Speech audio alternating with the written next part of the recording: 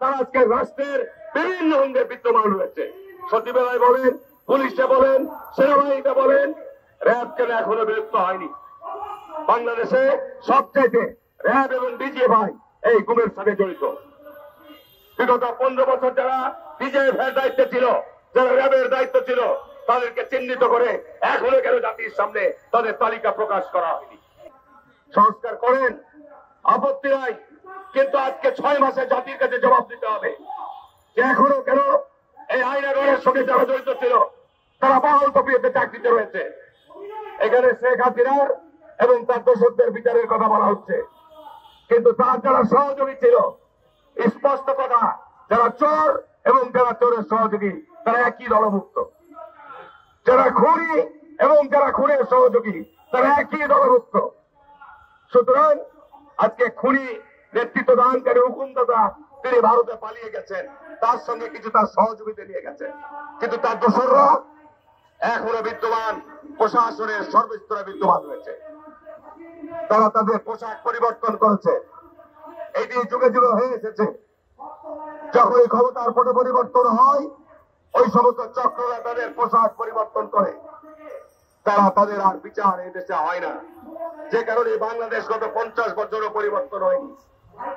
আমরা মনে করেছিলাম এই জুলাই এবং আগস্টের রক্তপাতের মধ্য দিয়ে যে অন্তর্বর্তী সরকার গঠন করা হয়েছে, এই সরকার জনগণের আকাঙ্ক্ষা, জনগণের প্রত্যাশা পূরণের জন্য দৃশ্যমান কার্যকর পদক্ষেপ আমাদের সামনে রাখাবেন।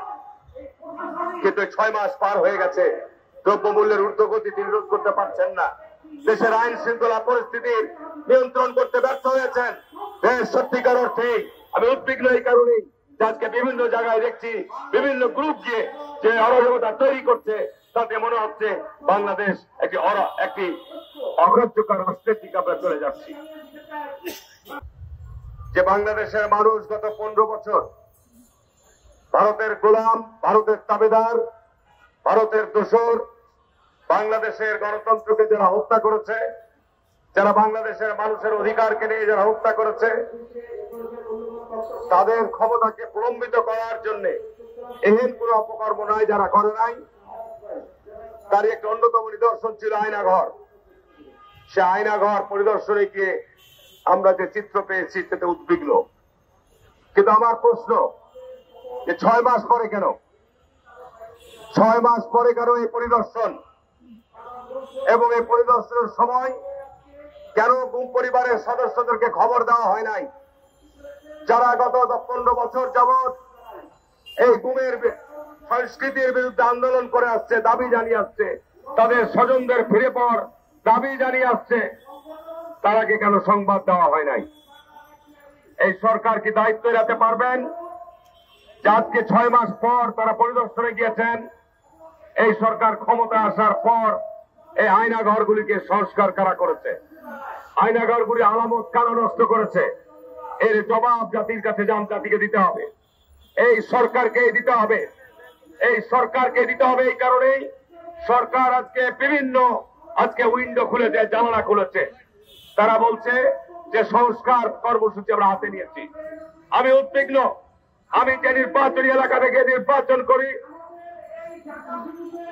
সেই নির্বাচনী এলাকায়, সেই জেলায় একাধিক মানুষ গুমের শিকার হয়েছে।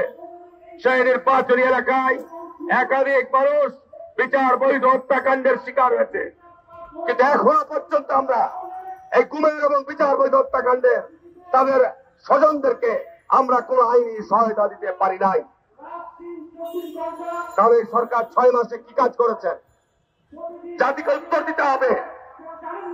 আমরা কেন বারবার বলছি যে বাংলাদেশে অবিলম্বে নির্বাচন দিতে হবে? আমরা নির্বাচন চাইনি। আমাদেরকে বিভিন্নভাবে তকমা দেওয়া হচ্ছে যে বিএনপি ক্ষমতায় যাওয়ার জন্য অস্থির হয়ে গেছে। বিএনপি গত 15 বছরে বাংলাদেশের এই পরিস্থিতি তৈরির জন্য যে স্যাক্রিফাইস করেছে, কোন দল এই স্যাক্রিফাইস করেছে? কোন দল এই স্যাক্রিফাইস করেছে? আমরা নির্বাচন বর্জন করেছি।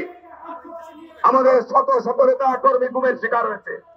আমাদের শত শত নেতা কর্মী বিচার বৈধ হত্যাকাণ্ডের শিকার হয়েছে। হাজার হাজার লক্ষ লক্ষ বিএনপি নেতা কর্মী মিথ্যা হয়রানিমূলক মামলার শিকার হয়েছে। এলে কোন সত্য?